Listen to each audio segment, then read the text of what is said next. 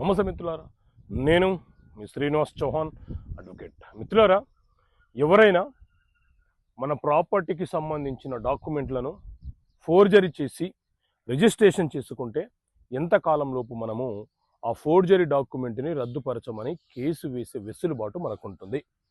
So మిత్రులారా, మన దేశంలో కాలపరిమితి చట్టం 1963 లిమిటేషన్ యాక్ట్ అని పిలుస్తూ ఉంటాము.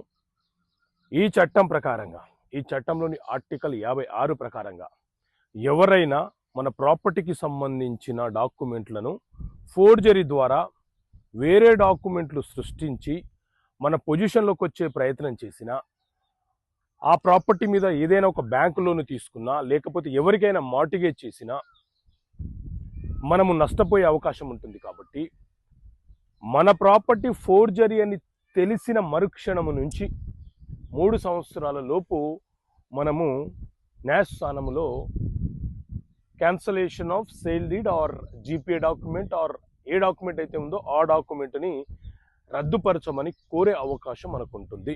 అయితే కొంతమంది ఏం చేస్తుంటారు అని అంటే, వీళ్ళకు ఫోర్జరీ అని తెలిసిన మరుక్షణమే ముందుగా వీళ్ళు పోలీస్ స్టేషన్లో కంప్లైంట్ చేస్తారు. పోలీసులు దాని మీద క్రిమినల్ కేసుగా ఒక ఎఫ్ఐఆర్ను నమోదు చేస్తారు.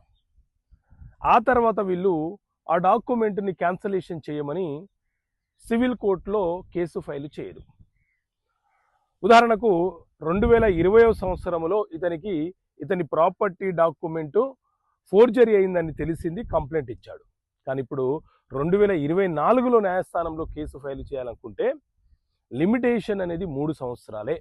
సో మనకు తెలిసింది ఎప్పుడు 2020లోనే ఫోర్జరీ అయిందని తెలిసింది, మనం కంప్లైంట్ ఇచ్చాము కాబట్టి రిటర్న్గా ఓ కంప్లైంట్ కాపీ కూడా ఉంటుంది. కాబట్టి అది అవతల వ్యక్తికి, ఫోర్జరీ చేసిన వ్యక్తికి బెనిఫిట్ అయ్యే అవకాశం ఉంటుంది.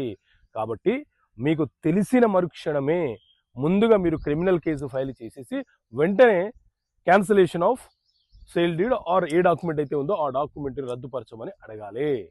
ఓకే మిత్రులారా, థ్యాంక్ యూ. జై హింద్.